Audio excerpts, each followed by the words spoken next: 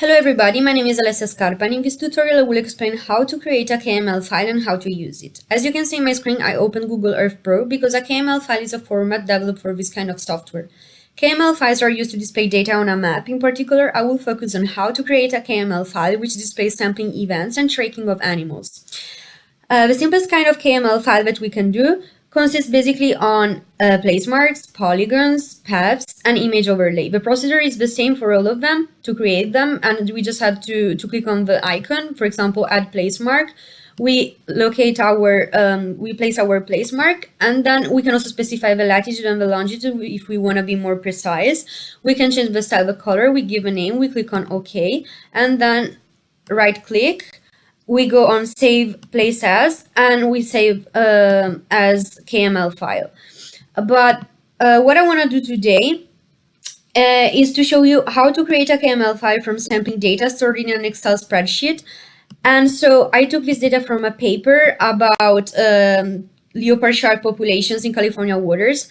So these columns are the data taken from the paper, and it's always important to have data about latitude and longitude to create a KML file.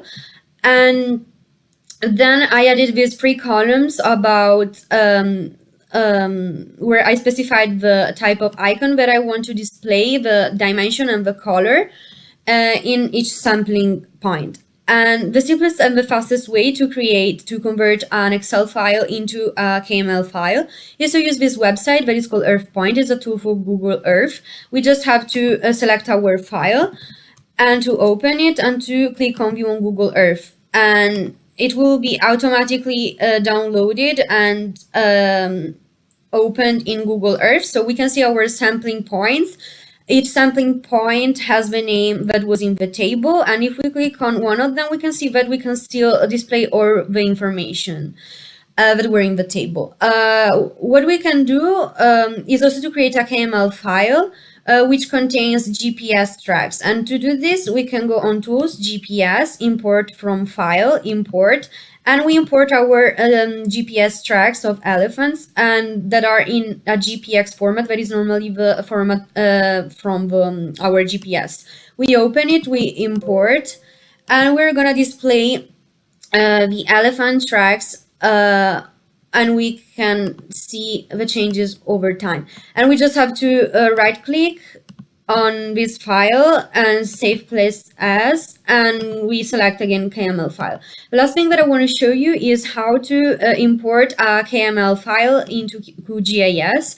And so we just have to go on layer, add vector layer. We select our KML file, we click on add, and we're going to display our sampling size. And this is for further elaborate our data and to add layers in QGIS, and then we can also export and save feature as reshape file. And that's all, and thank you for your attention.